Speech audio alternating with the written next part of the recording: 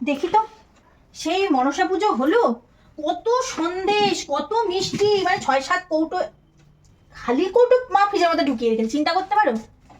এরম কৌটো 6-7 কৌটো সন্দেশ, বড় বড় রাজভোগ, কত কিছু ওজনে দিয়েছে ছেলেকে।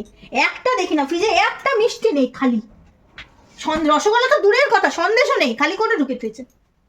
ও মা, মা শোনো তো এইদিকে, কি করলো সন্দেশ? স্বভাব তো বিলি করা, একে ওকে তাকে বিলি করে বেরিয়ে বেড়ায়, দয়ার শরীর প্রাণের শরীর, যে বাড়ির লোক যে খাবে ওইসব কোনো জ্ঞান গম্য নেই। শোনো, এত চিৎকার করে টাকার কি হচ্ছে তোমার? বলো কি হয়েছে কি? এই যে ফ্রিজের মধ্যে খালি কৌটোটা ঢুকে থুয়ে দিয়েছে, এই যে খালি কৌটো সন্দেশের। কোথায় এই যে খালি কৌটো? এই যে এই খালি কৌটোটা তো কে ঢুকিয়েছে আমি জানি না। আমি তো সন্দেশগুলো সব ইসে রেখে দিয়েছি, একটা নীল কৌটোর মধ্যে রেখে দিয়েছি ভরে। এই যে বড় বড় রাজভোগ, এত 7-8 এরকম কৌটো, 7-8 কৌটো সন্দেশ ছিল। এক সব তোমার তো বিলি করা, সারা প্রাণের শরীর, সারা পাড়া বিলি করা, একে তাকে বিলি করা, ঘরের লোকের জন্য তো রাখতে হয়। এই ঘরের লোকের জন্য তুমি আজে বাজে কথা বলো কেন? ঘরের ওজনের সন্দেশ কেউ মা বাবা খায়? এক্সট্রা তোর বাবা এনেছিল 100 হ্যাঁ, কৌটো, সেটা তো একটা কৌটোর মধ্যে ভরা, তুমি দেখে কথা বলো। 1 কৌটো আরগুলো গেল কই? তো সবাইকে দিতে হয় না? ওজনের জিনিস ঘরে রাখতে হয়। ছেলের ওজনের সন্দেশ, রসগোল্লা, ফল, খেজুরি গুড়, বাতাসা, কদমা সব দিয়ে ওজন হয়েছে ছেলের।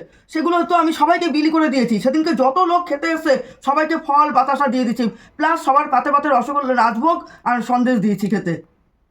সবাইকে তো দিয়ে দিয়েছে, আমি তো একা দিনই, সবাই তো ওরা সবাই দিয়ে দিয়েছে খেতে। আমি তো বলেছি যে এই মিষ্টি ঘরে রাখবি না, সবাইকে দিবি।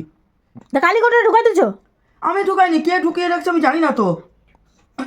আমি তো একটা যে তোমরা প্রসাদ, তোমরা যে খাবা না, সেই আমি 1 কোটো সন্দেশ রেখেছো, সেটা আমি নীল একটা কোটো টিফিন কোটোর মধ্যে ভরে রেখেছি। দেখো তুমি ভালো করে খুঁজে, না জেনে শুনে সবসময় চিৎকার মারবে একদম। আমি একদম আটকে উঠেছি, কি হলো ঘটনাটা? বাবা, এত চিৎকার করিনি তুমি যেমন করে বলছো।